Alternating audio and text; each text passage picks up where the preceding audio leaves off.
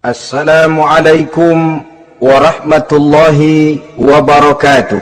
Waalaikumsalam warahmatullahi wabarakatuh. Alhamdulillah, alhamdulillahil jabbaril qahhar, al-azizil ghaffar, khaliqil jannati wan nar. Wassalatu wassalamu ala sayyidina Muhammadinil mukhtar wa ala alihi wa ashabihil athhar, amma ba'du.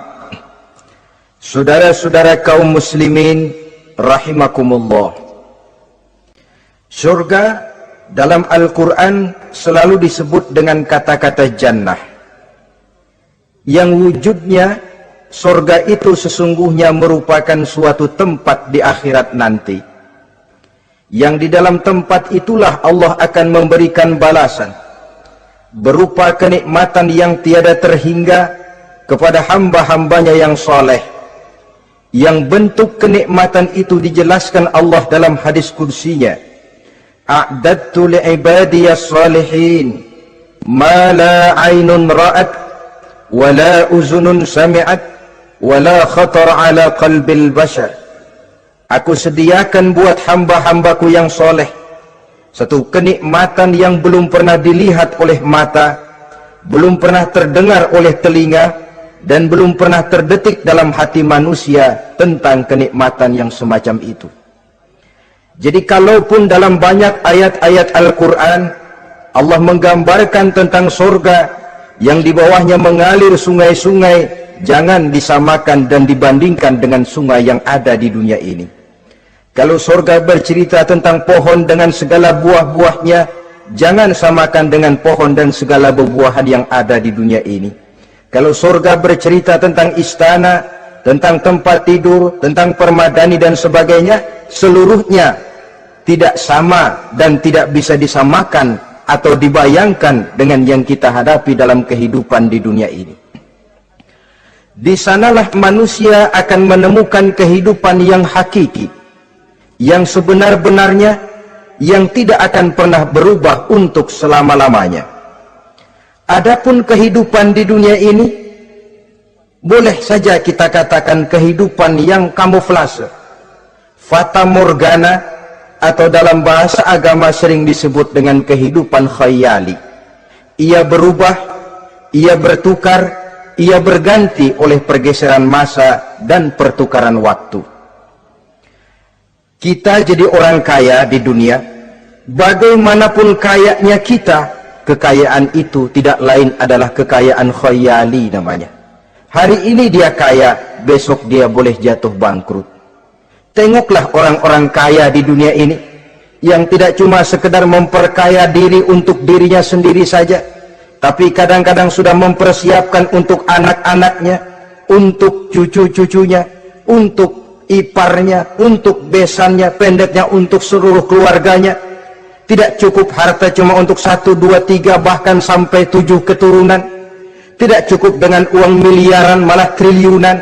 Tidak cukup dengan punya tanah yang luas, malah gunung dibeli, laut dibeli, langit pun kalau dijual mau dibeli. Sudah melampaui batas yang dinamakan kewajaran, dihinggapi penyakit rakus bin serakah alias tamak, lalu menghalalkan segala macam cara untuk mencapai harta, padahal itu tidak lebih dari bayangan khayali. Harta yang banyak itu mampukah menolak penyakit yang hendak datang? Harta yang banyak itu mampukah menahan tumbuhnya uban selembar di atas rambutnya? Harta yang banyak itu mampukah mencegah sebuah giginya yang hendak permisi? Dan pada akhirnya harta yang begitu banyak itu mampukah menolak kedatangan malaikat maut?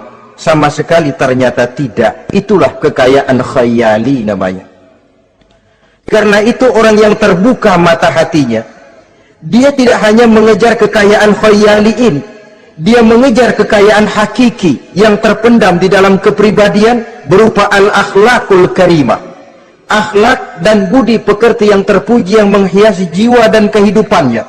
Ada sifat sabarnya, ada sifat syukurnya, ada sifat qanaahnya, dan segala macam akhlak yang terpuji. Itulah kekayaan jiwa yang tidak bisa dinilai dengan materi. Kita punya pangkat, jabatan, kedudukan tinggi, pangkat apapun di dunia ini sesungguhnya tidak lebih dari pangkat khayali.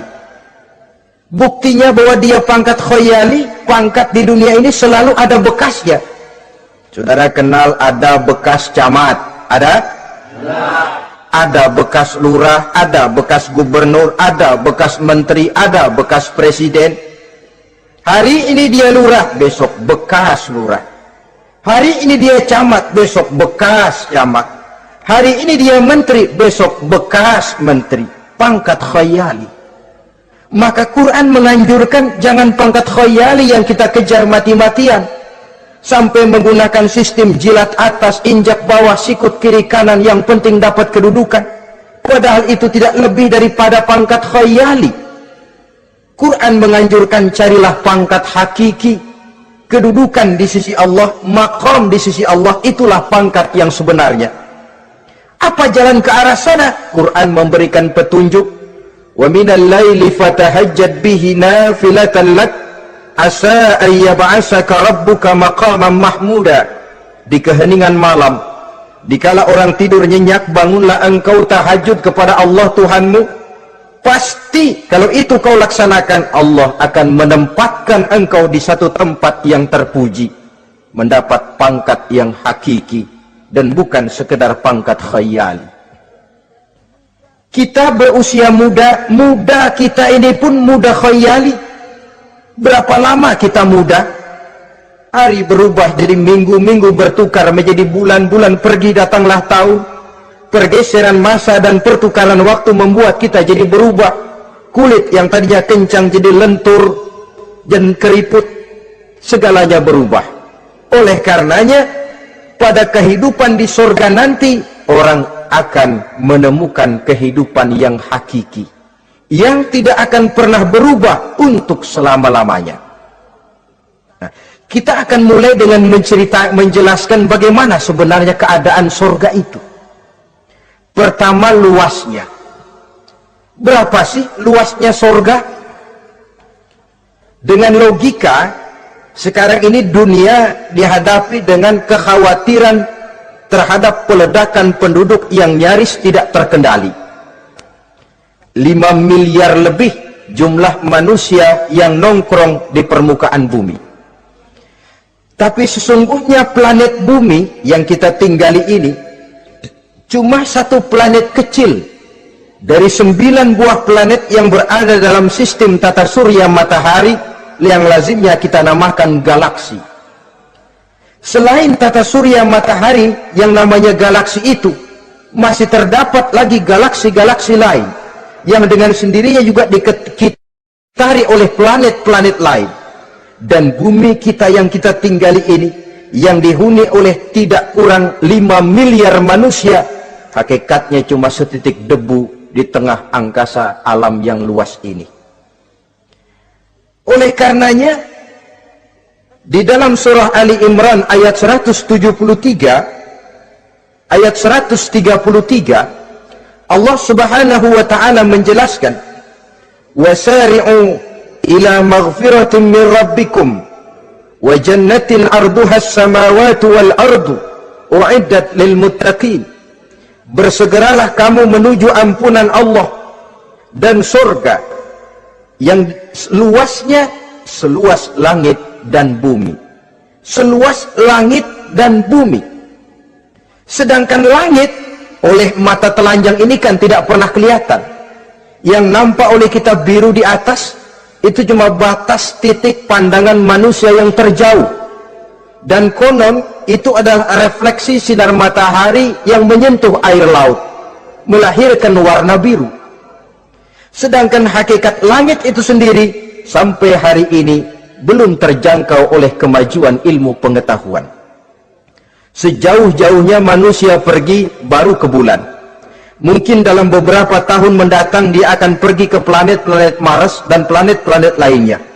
Tapi itu masih terbatas dalam sistem tata surya matahari atau galaksi kita ini. Belum lagi sampai kepada langit yang pertama. Surga yang disediakan untuk orang-orang saleh ini luasnya seluas 7 lapis langit dan bumi. Jadi saudara tidak usah berpikir khawatir di surga nanti kehabisan kapling. Di dunia ini saja masalah tempat tinggal sekarang ini jadi masalah pelik, karena memang peledakan penduduk seiring dengan perkembangan tentang lapangan kerja yang harus disiapkan, sekolah yang mesti disediakan, sarana pendidikan yang harus disiapkan, rumah sakit untuk menjaga kesehatan, dan kompleks betul masalahnya. Tetapi di surga nanti arduhas samawati wal ard, luasnya seluas 7 lapis langit dan bumi. Satu keluasan yang hanya Allah saja yang maha tahu tentang batas-batasnya. Itu tentang luasnya surga. Lalu bagaimana keadaan di surga? Apakah ada bangunan-bangunan, taman-taman, kebun-kebun? Tentu ada. Di surga ada kebun yang tanamannya berupa tumbuh-tumbuhan dan menghasilkan buah-buahan, yang buah-buahannya pun boleh dimakan oleh manusia, karena tidak akan pernah ada larangan lagi dalam kehidupan di sana. Dalam surah Ar-Rahman ayat 54 misalnya, kita dapati penjelasan dari Allah Subhanahu wa taala, wajanal jannataini dan. Begitu juga dalam surah Waqiah ayat 32 dan 33, Allah menjelaskan wa fakihatin kasiratin la maqtu'ati wa la mamnu'ah, dan di dalam surga itu terdapat buah-buahan yang sangat banyak sekali yang tidak pernah putus-putusnya, wala mamnu'ah, dan tidak dilarang untuk mengambilnya. Yang dimaksud la maqtu'ah, tidak terputus, artinya buah-buahan di surga itu begitu kita petik keluar lagi gantinya, dipetik lagi keluar lagi gantinya. La maqtu'ah, tidak pernah putus. Lainkan pohon di dunia ini hari kita petik keluar lagi kapan? Musim tahun depan, nungguin kita. La maqtu'ah, tidak pernah terputus buah-buahan itu, wala mamnu'ah, dan tidak terlarang untuk memetiknya. Adakah pohon pisang? Pohon pisang ada. Anggur? Anggur banyak. Delima? Delima pun ada.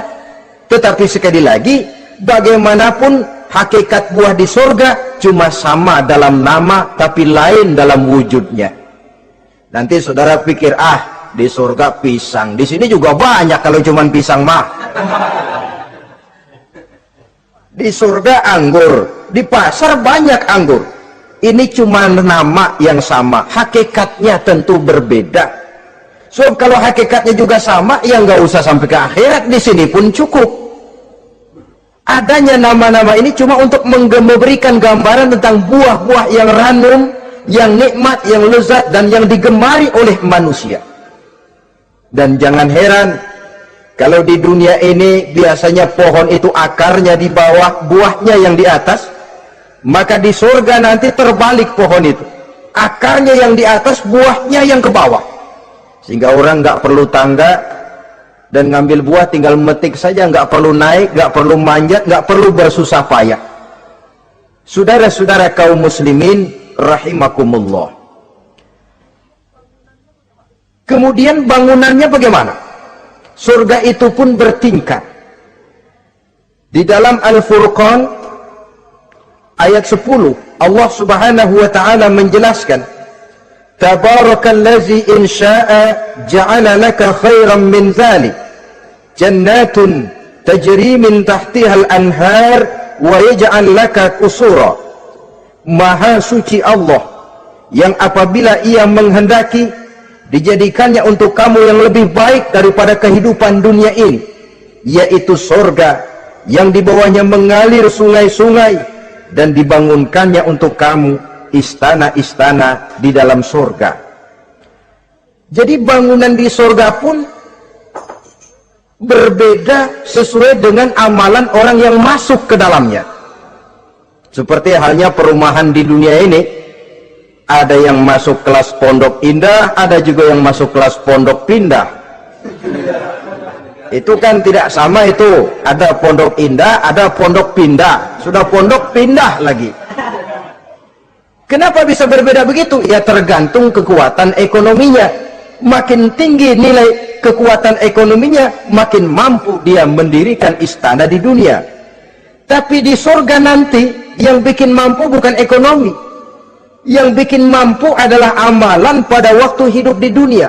Makin banyak amalnya, dengan sendirinya makin baguslah istananya di surga. Tetapi yang namanya surga, dapat empernya juga sudah lumayan betul itu. Seemper-empernya surga masih jauh lebih baik daripada sebagus-bagus istana di dunia ini. Taj Mahal, bangunan yang mengagumkan. Istana Raja Persia, bangunan yang menggiurkan. Sehebat-hebatnya istana dunia, masih jauh lebih mending empernya surga. Konon ya, menurut satu riwayat, baunya surga itu sudah bisa dicium 40 tahun perjalanan. Menurut riwayat lain 500 tahun perjalanan. Menurut riwayat satu lagi 70 tahun perjalanan. Baunya surga sudah dapat dicium oleh manusia. Saudara-saudara kaum muslimin rahimakumullah. Nah, di dalam bangunan-bangunan surga itu, seperti halnya terdapatlah kamar-kamar ghuraf dalam istilah Quran itu, yang juga berisi divan, ranjang, tempat-tempat tidur yang indah-indah, dilengkapi dengan kasur-kasur yang tebal dan empuk, bantal dan permadani yang daripadanya bertahtakan emas. Terulah tempat tidur paling menggiurkan kita zaman sekarang ini yang namanya Dunlopillow atau Alga Spring Bed. Sejauh itu bayangan kita menggambarkan masih belum apa-apanya ketimbang tempat tidur yang ada di surga itu nanti. Saudara-saudara kaum muslimin, apakah juga penduduk surga makan, minum, memakai pakaian? Iya. Mereka akan beroleh gelas, piala, kendi, cerek, dan piring-piring yang terbuat dari emas dan perak. Tentu tidak usah gambarkan lagi macam emas dan perak di dunia. Emas dan peraknya akhirat, saudara-saudara. Tetap saja mala ainun ra'at, wala uzunun sami'at, wala khatara fi qalbil bashar.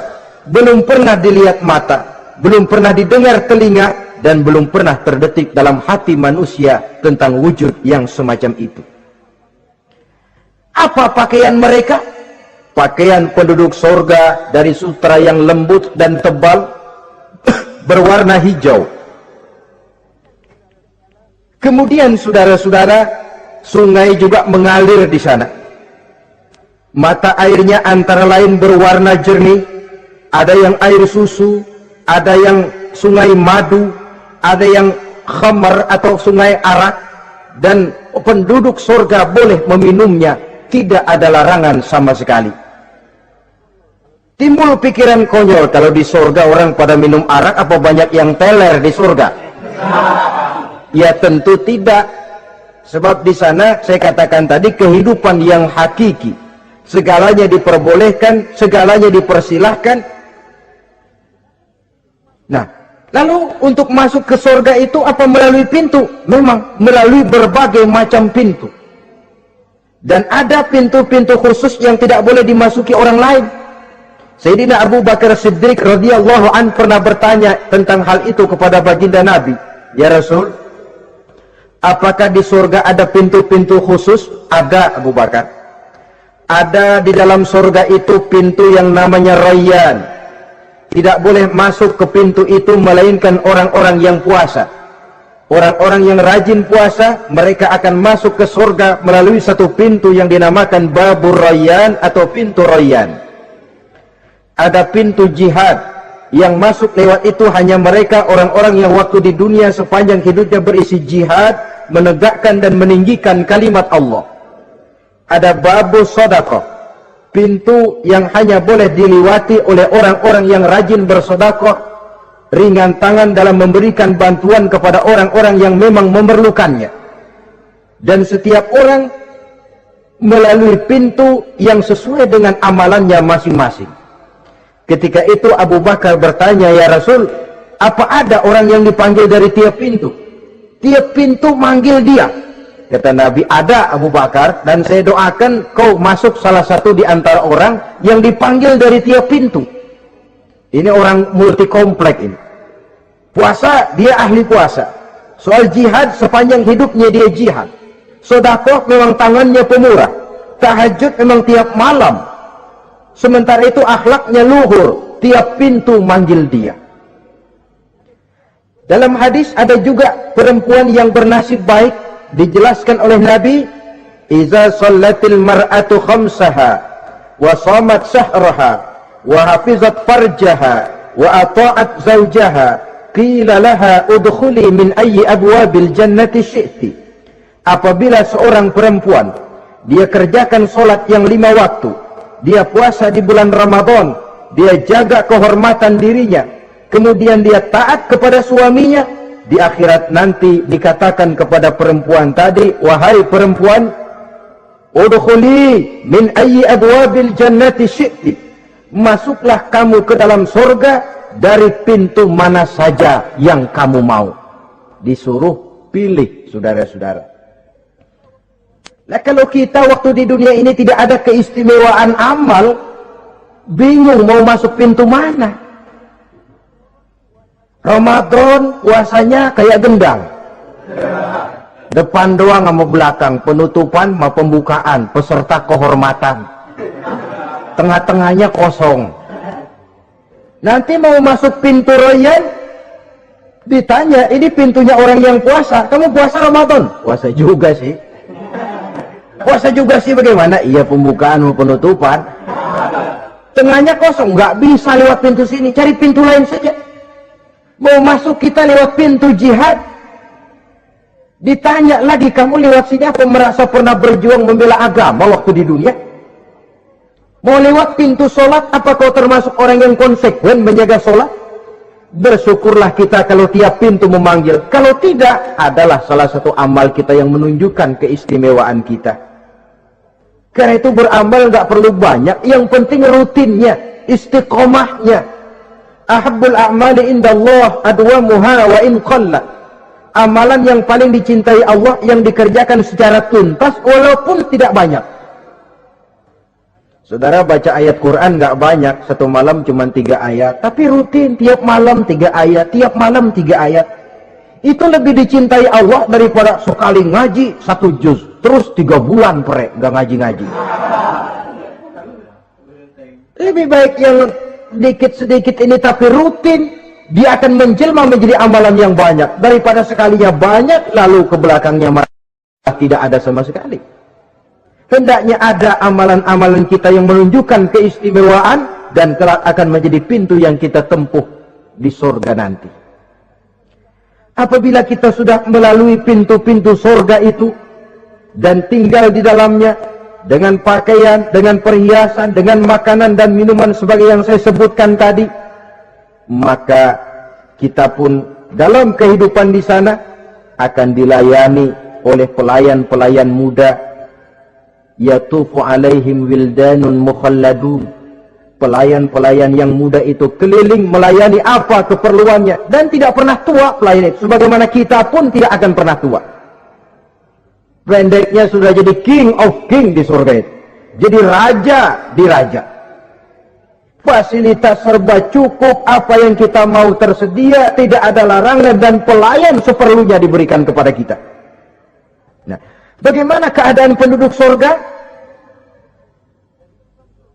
Dari Imam Tirmizi dijelaskan satu hadis, berkata Hasan al-Basri, "Ahlul jannati kulluhum abna'u 33 sanah." Mereka rata-rata orang-orang muda penduduk surga itu. Umurnya tidak lebih 33. Ya muda-mudanya, cakep-cakepnya, ganteng-gantengnya. Pantas kalau suatu hari ada perempuan tua menghadap Rasul. "Ya Rasul, saya ahli ibadah, saya beriman kepada Allah, saya cinta kepada Islam, apakah saya akan masuk surga ya Rasul? Nabi senyum, enggak bu, nenek-nenek enggak masuk surga. Itu perempuan nangis sejadi-jadinya. Ya Rasul, kalau gitu sia-sia tahajud saya, sia-sia puasa saya, sia-sia segala macam ibadah saya. Nenek-nenek enggak masuk surga ya Rasul, sayang benar segalanya. Rasul kemudian menghampiri perempuan tadi, bu, kalau yang ibu bilang itu benar, ibu masuk surga. Cuman di sana ibu balik muda lagi, kulit nggak kempot kayak begitu, rambut nggak putih macam begitu. Ibu nanti di surga bakal jadi muda lagi. Salah selesin, umur 33 tahun. Rata-rata seluruh penduduk surga umurnya begitu. Tidak ada yang tua, tidak ada yang anak-anak, tidak ada yang remaja, rata-rata segitu. Nah, lalu bagaimana? Di surga hati mereka menjadi satu. Di antara sesama penduduk surga. Tidak ada yang iri hati, tidak ada yang punya sifat dendam. Itu keadaan di surga. Walaupun bertetangga, yang satu bisa mengunjungi yang lain, yang satu bisa nengokin yang lain, tapi tidak ada sikap iri hati dan dengki. Tidak ada yang satu datang ke tempat saudaranya di surga, loh kapling lu lebih luas dari gua nih. Nggak ada Tuhan, tidak ada. Semuanya hati sudah menjadi satu. Tidak ada dendam, tidak ada iri hati. Kan jauh bedanya dengan kehidupan di dunia ini toh. Kadang-kadang di dunia ini begitulah romantikanya. Kita melarat, disuraki orang, kita sedikit kaya, diselidiki orang. Ada saja yang iri, ada saja yang hasut, dan selalu mencari cara untuk menjatuhkan kita. Di surga, hal semacam itu tidak akan kita temui. Orang tidak punya sifat iri hati dan dendam. Lalu bagaimana lagi keadaan penduduk surga itu? Mereka selalu merasa senang dan bahagia.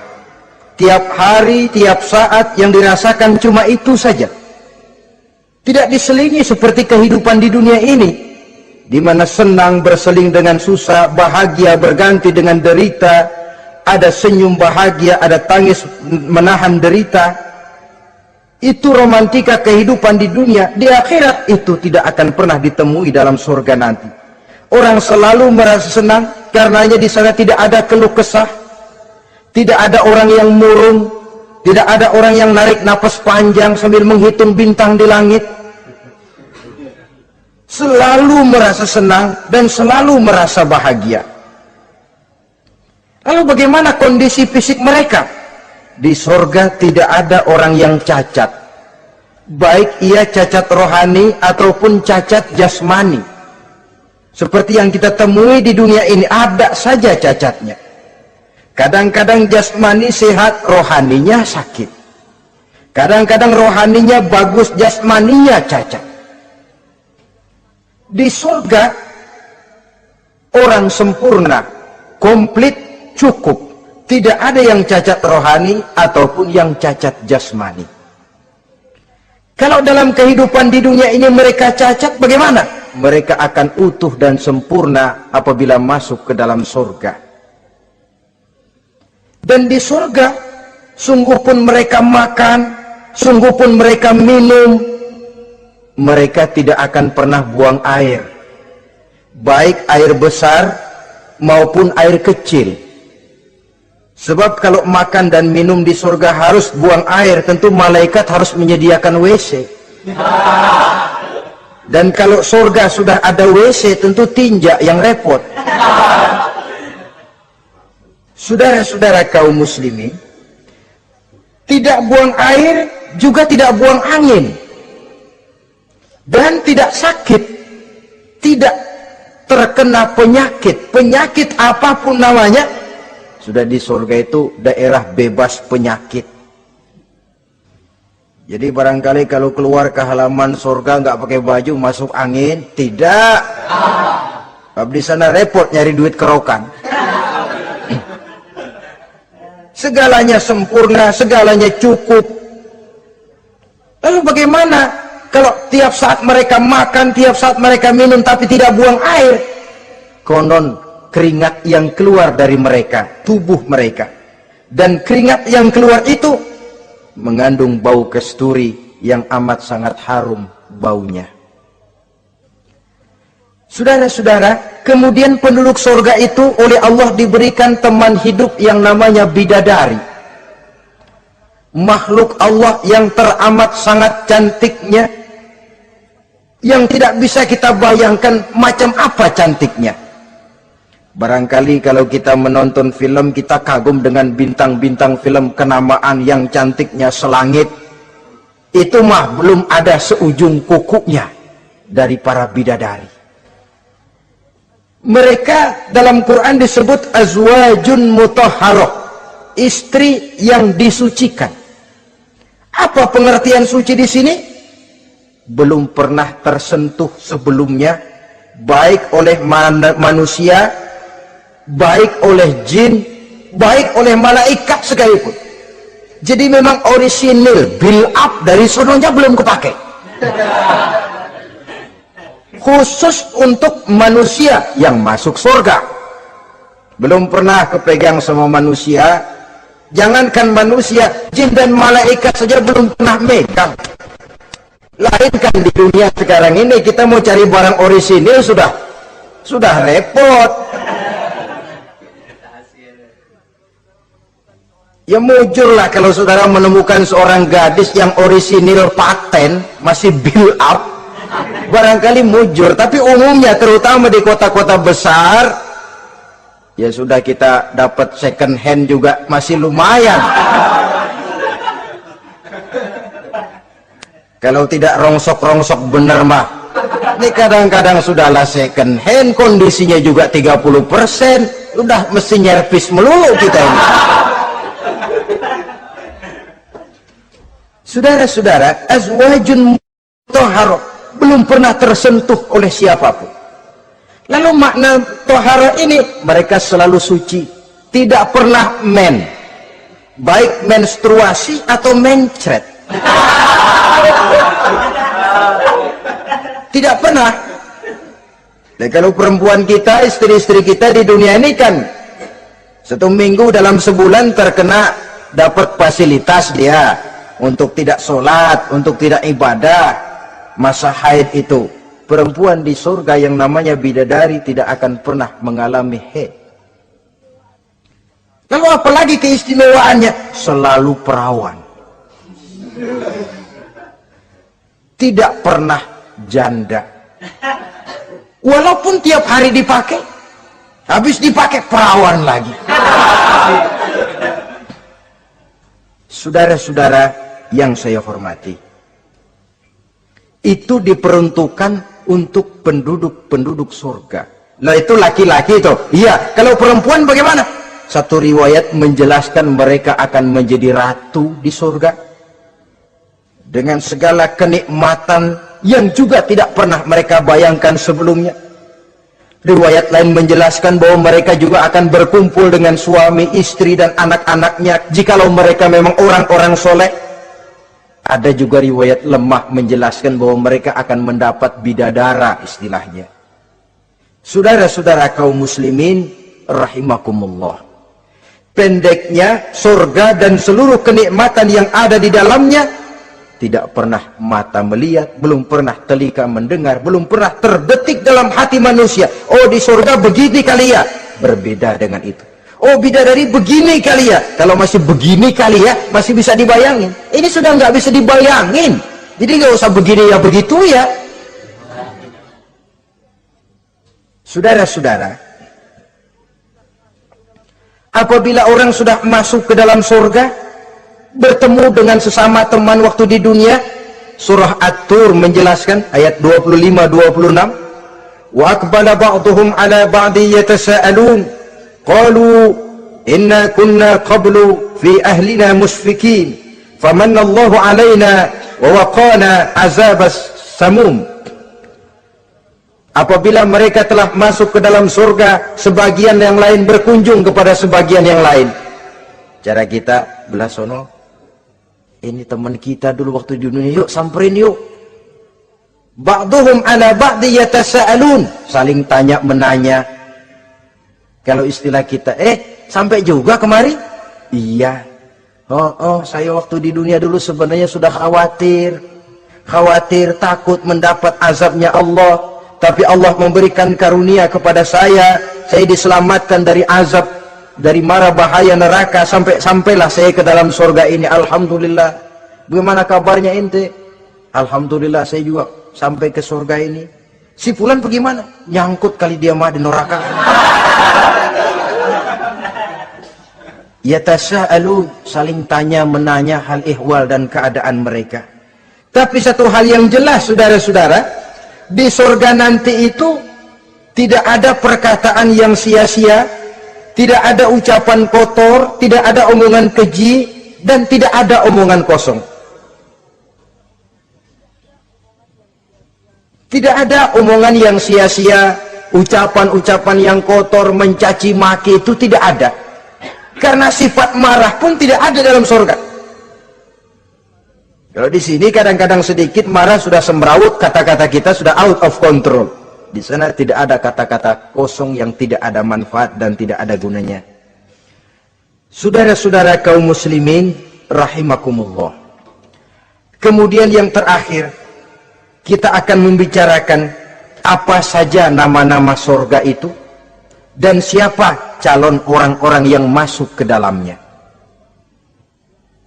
Pertama, yang dinamakan Jannatul Firdaus atau surga Firdaus. Surga Firdaus ini oleh Allah Subhanahu wa taala disediakan untuk orang yang dijelaskan dalam surah Al-Mu'minun ayat 1 sampai dengan 11. Qad aflahal mu'minun, beruntunglah orang-orang yang beriman. Jadi kalau saudara ingin dapat kapling di tempat yang namanya Firdaus, itu boleh pesan mulai sekarang. Nafas masih ada, Allah masih memberikan kesempatan untuk hidup, pesan tempat dari sekarang. Apa harga karcisnya? Pertama, qad aflahal mu'minun, harus beriman. Ini syarat mutlak. Tidak beriman, gak usah minta karcis. Minggir. Ini karcis pertama harus untuk orang yang beriman. Setelah itu yang kedua apa? Allazina hum fi salatihim khashi'un. Mereka yang khusyuk di dalam solatnya. Jadi untuk mendapat tiket ke surga Firdaus itu, setelah beriman, khusyuk di dalam solat. Artinya khusyuk, tarkul ghair li ajlil amal, meninggalkan yang lain dan hanya memfokuskan diri kepada satu pekerjaan yang sedang dihadapi. Kalau kita makan sambil ngobrol, itu namanya makannya nggak khusyuk, sebab ada sambil ngobrolnya. Nah, solat yang khusyuk, solat yang di dalamnya tidak berisi yang lain kecuali solat itu, meninggalkan yang lain dan hanya memfokuskan diri saja untuk melaksanakan suatu amalan. Dan sholat khusyuk itu berat. Kadang-kadang waktu mau sholat kita nggak ingat apa-apa, begitu sudah masuk takbir yang kita lupa malah kita ingat. Itu kurang ajarnya iblis. Mau sholat nyari dompet nggak ketemu, begitu takbir, aduh dompet di atas meja. Ini kalau sembahyang lama-lama digerataki orang nanti nih, mulai kocar kacir sholat kita. Makanya kata Imam Nawawi, sudah dinamakan khusyuk untuk tingkatan orang awam, kalau pada waktu takbir dia ingat Allah, segitu aja dulu dah tingkatan orang awam itu. Sebab yang namanya khusyuk itu hudurul qalbi wa sukunul jawarih. Hatinya ikut sholat, anggota badannya tenang tentram di waktu sholat, khusyuk. Kalau waktu sholat garuk sono, garuk sini, kaki ketekas ketekus, terus sudah anggota badannya nggak khusyuk. Atau anggota badannya tenang tentram, nggak gerak-gerak, cuma hatinya ngayap kemana-mana. Badannya di musola, hatinya di pasar, itu juga nggak khusyuk. Dan itu berat. Karena itu, ini syarat kedua untuk mendapat tiket ke Firdaus. Imam Ali saja pernah dites oleh Rasul. Ya Ali, saya ya Rasul, Kalau kau bisa sembahyang khusyuk, aku boleh kasih kau serban. Kamu boleh pilih yang hijau apa yang putih nanti. Baik ya Rasul, sembahyang beliau 2 rakaat. Selesai salam ditanya, yang mana sorbannya li? Kata Imam Ali, yang hijau ya Rasul. Belum nengok, udah yang hijau ya Rasul. Kata Nabi, kalau begitu ente nggak khusyuk li. Kenapa? Mungkin tadi waktu sujud mikirin, ntar kalau gua ditawarin milih yang hijau aja dah. Belum nengok sudah menjawab. Saudara-saudara, yang ketiga, wallazina hum 'anil lagwi mu'ridun. Orang-orang yang menghindarkan diri dari ucapan dan perbuatan yang sia-sia, yang tidak ada gunanya. Ini tiket yang syarat yang ketiga untuk mendapat tiket ke Firdaus itu menghindarkan diri baik dari ucapan ataupun perbuatan yang sia-sia, yang tidak ada nilainya baik dalam pandangan manusia, lebih-lebih lagi dalam pandangan Allah. Yang keempat, wallazina hum lizzakati fa'ilun. Mereka yang aktif membayar zakat. Kemudian yang kelima, wallazina hum lifurujihim hafizun illa ala azwajihim aw ma malakat aymanuhum fa innahum ghairu malumin. Orang-orang yang memelihara kehormatan dirinya kecuali kepada istrinya atau kepada budak sahayanya. Pandai mengendalikan nafsu, tidak terperosok memperturutkan syahwatnya. Yang keenam, wallazina hum li amanatihim wa ahdihim ra'un. Orang yang pandai menjaga amanah dan pandai menepati janji. Saudara-saudara, kalau janji ditepati, sebab janji adalah hutang. Yang ketujuh, wallazina hum ala sholawatihim yuhafizun. Mereka juga selalu memelihara, tidak cuma sekedar khusyuk, tapi memelihara solat dengan baik. Ayat ke-11 dari Al-Mu'minun ini ditutup oleh Allah dengan jelas, ulaika humul warisun allazina yarisuna al-firdausa hum fiha khalidun. Mereka itulah para ahli waris yang akan menerima warisan berupa surga Firdaus dan mereka kekal di dalamnya. Kalau tadi sudah kita tangkap bahwa begitu besar kenikmatan yang ada di dalam surga, ternyata barang yang mahal memang tidak mudah untuk didapat. Saudara-saudara, inilah surga Firdaus. Adapun yang kedua, nama surga itu disebut dalam Quran Jannatu Adnin, surga Aden. Untuk siapa mereka? Dalam surah Ar-Ra'd ayat 22 dan 23 Allah menjelaskan, wallazina sabaru ibtigha'a wajhi rabbihim wa aqamus shalah wa anfaqu mimma razaqnahum sirran wa alaniyah wa yadra'una bil hasanati sayyi'ata ulaika lahum uqbad dar jannatu adnin yadkhulunaha. Dan orang-orang yang sabar, wallazina sabaru, orang-orang yang sabar. Sabar dalam apa? Ibtigha'a wajhi rabbihim, dalam menuntut keridhaan Allah. Sabar dalam mencari keridhaan Allah. Sujud mencari keridhaan Allah, sabar. Puasa mencari keridhaan Allah, sabar. Melaksanakan segala macam ibadah untuk mencari keridhaan Allah, sabar. Ini syarat untuk mendapat tiket ke surga Aden nanti, Jannatu Adnin. Sabar dalam mencari ridho Allah. Apalagi di zaman sekarang katanya persaingan hidup makin tajam, lapangan kerja makin sulit, mental hipokrit makin merajalela, golongan munafik alias bunglon ada di mana-mana. Kalau nemplok di daun kuning warnanya kuning, hinggap di daun hijau dia jadi hijau, nempel di dahan coklat jadi coklat. Menjilat ke sana kemari, bukan untuk mendapat ridho Allah kadang, tapi untuk mendapat ridho atasannya, mendapat restu atasannya. Ini kan realita dalam kehidupan. Saudara-saudara, mencari muka. Padahal seorang muslim ibtigha'a wajhi rabbihim, sabar dalam mencari ridho Allah. Lalu wa aqamus shalah, mereka mendirikan salat. Di sini hanya pengertian umum, mendirikan sholat. Kalau dalam Firdaus tadi ditegaskan, tidak cuma sekedar mendirikan, tapi juga khusyuk dan memelihara. Ini mendirikan, saudara-saudara. Maaf, ada orang yang mengerjakan sholat, ada orang yang mendirikan sholat. Apa bedanya itu? Kalau mengerjakan sholat cuma sekedar gugur kewajiban. Pokoknya gugur kewajiban beres. Kadang-kadang pulang sembahyang Jumatnya bersendal. Enggak sembahyang dia, sembahyang. Kok nyolong sendal pulangnya? Itu baru ngerjain sholat, belum mendirikan sholat. Kalau mendirikan sholat, selesai sholat, ajaran sholat diterjemahkan dalam kehidupan. Itu mendirikan namanya. Ada istimror, kontinuitas alias kesinambungan. Selesai sholat, akhlak sholat, ajaran sholat diterjemahkan di luar sholat. Itu makna aqamus sholat. Apalagi syarat yang ketiga untuk mendapat tiket ke surga Aden ini, wa anfaqu mimma razaqnahum sirran wa alaniyah. Menginfakkan, membelanjakan di jalan Allah rezeki yang diberikan kepada mereka, baik terang-terangan maupun sembunyi-sembunyi.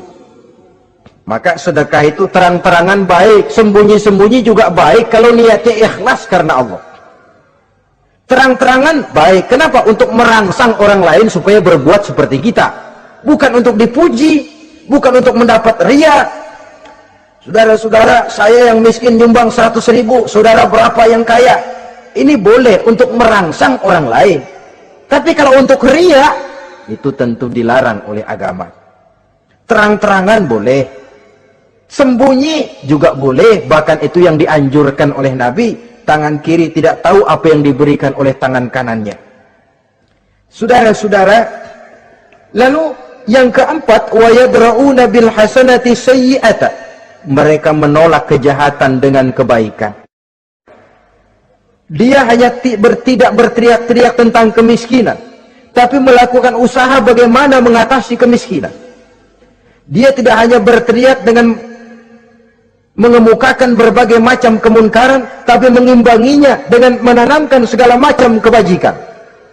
Seperti sekarang ini tuh, air saja kalau cuma dibendung tapi tidak disalurkan kan ngebludak, jebol bendungan.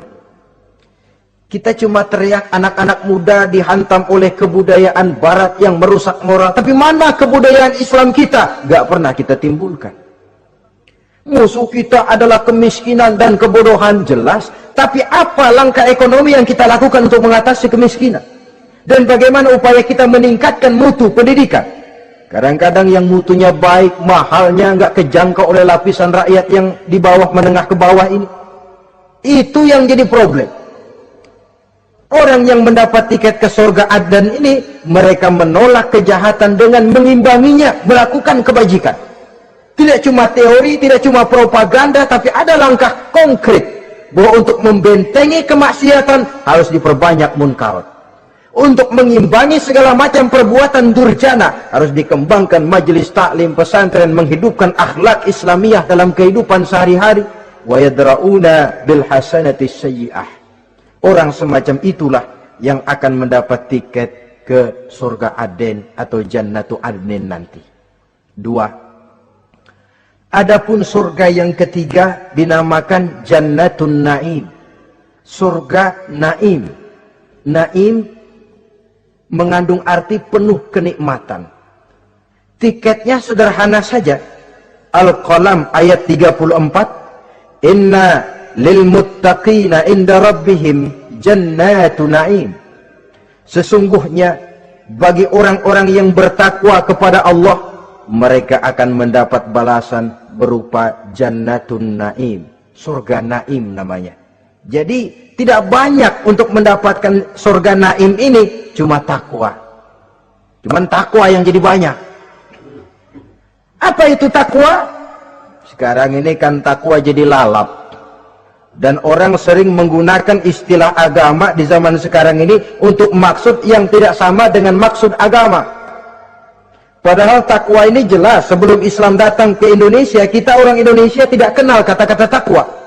Maka kalau harus menggunakan kata takwa, pengertiannya harus dikembalikan kepada pengertian Islam. Ini sih enggak. Orang yang mana aja kalau dilantik bertakwa kepada Tuhan yang Maha Esa, bertakwa, sampai membleh ke bibir, bertakwa.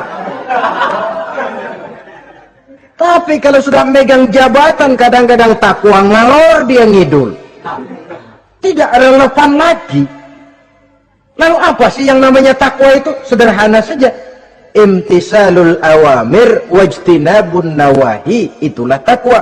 Melaksanakan segala yang diperintah, menjauhi yang dilarang, itu takwa. Menjalankan perintah dengan meninggalkan larangan, apa bedanya? Kalau melaksanakan perintah boleh sesuai dengan kemampuan, tapi menjauhi larangan mutlak. Laksanakan perintah Allah sesuai dengan kemampuanmu, tapi tinggalkan larangan Allah mutlak. Mampu tidak mampu, tinggalkan. Enak kalau ada perintah, jauhi larangan Allah semampu kamu. Ya enak, tinggal kita milih. Saya belum mampu ninggal teler itu, lezat itu, belum mampu. Yang boleh semampu kita melaksanakan perintah. Sholat semampu kita, asal jangan mampu lalu pura-pura tidak mampu. Puasa semampu kita, jihad semampu kita. Tapi kalau sudah meninggalkan larangan mutlak, mampu tidak mampu harus ditinggalkan. Jadi kelihatannya sederhana takwa ini, tapi masalahnya rumit. Melaksanakan yang diperintah, menjauhi yang dilarang, dan itu tiket untuk mendapatkan surga naim atau jannatun naim. Yang keempat, saudara-saudara, di antara nama surga itu ada yang disebut surga ma'wa atau jannatul ma'wa. Apa tiket untuk sampai ke sana? Surah An-Nazi'at ayat 40 dan 41. Wa amma man khafa maqama rabbih wa naha an-nafsa 'anil hawa fa innal jannata hiyal ma'wa. Sesungguhnya orang-orang yang takut kepada larangan Tuhannya, wa naha an-nafsa 'anil hawa, dan sanggup mengendalikan nafsu, sanggup mengendalikan diri dari memperturutkan hawa nafsu, fa innal jannata hiyal ma'wa, surga ma'walah tempat tinggalnya nanti. Jadi tiket ke jannatul ma'wa ini, pertama khafa maqama rabbih, takut kepada batas-batas yang telah ditentukan oleh Tuhannya. Ini batasnya, kamu jangan nyebrang ke sini. Ini batas yang halal, ini yang haram, ini yang hak, ini yang batil, ini yang ma'ruf, ini yang munkar. Orang yang ingin mendapat tiket ke ma'wa, dia takut batas-batas itu. Lalu sanggup mengendalikan diri, tidak sampai memperturutkan hawa nafsunya. Itu tiket ke surga ma'wa. Yang kelima dinamakan surga Darussalam atau Jannah Darussalam. Dijelaskan dalam Al-An'am ayat 126 dan 127. Wa hadza siratu rabbika mustaqima wa qad fassalna al-ayati liqaumin yatadhakkarun lahum darussalam inda rabbihim wa huwa waliyuhum bima kanu ya'malun. Inilah jalan Tuhanmu yang lurus. Telah kami pisahkan ayat-ayat kami bagi kaum yang mau berfikir. Jadi kelihatan di sini untuk mendapat tiket ke Darussalam, istiqomah mengikuti jalan lurus, istiqomah berpegang kepada Islam, dan pandai membedakan apa yang memang oleh Allah sudah dibedakan antara yang hak dan batil, antara yang benar dan salah, dan selalu ingat kepada ayat-ayat Allah. Itu surga Darussalam. Yang keenam dinamakan Darul Muqamah. Siapa penghuninya? Surah Fatir ayat 34-35. Wa qalu alhamdulillahillazi azhaba 'anna al-hazan inna rabbana laghafurun syakur allazi ahallana darul muqamah min fadlihi la yamassuna fiha nasabun wa la yamassuna fiha lughub. Yaitu orang-orang yang senantiasa bertahmid, memuji kebesaran Allah subhanahu wa ta'ala, mereka akan mendapatkan Darul Muqamah. Yang ketujuh dinamakan surga Maqamul Amin. Ini pun disediakan untuk orang yang bertakwa, seperti dalam Ad-Dukhan ayat 51, innal muttaqina fi maqamin amin. Dan yang terakhir, yang kedelapan adalah surga khuldi atau jannatul khuldi. Dalam surah Al-Furqan ayat 15 dijelaskan, qul adzalika khairun am jannatul khuldi allati wa'idal muttaqun kanat lahum jazaan wa masira. Saudara-saudara kaum muslimin rahimakumullah, oleh terbatasnya waktu, inilah sekelumit tentang surga dan calon-calon penghuninya. Mudah-mudahan dijadikan kita oleh Allah termasuk salah seorang di antara calon-calon yang kelak akan menjadi penghuni surga, mendapat kenikmatan yang kekal dan abadi di dalamnya. Amin ya rabbal alamin. Terima kasih atas segala perhatian. Mohon maaf atas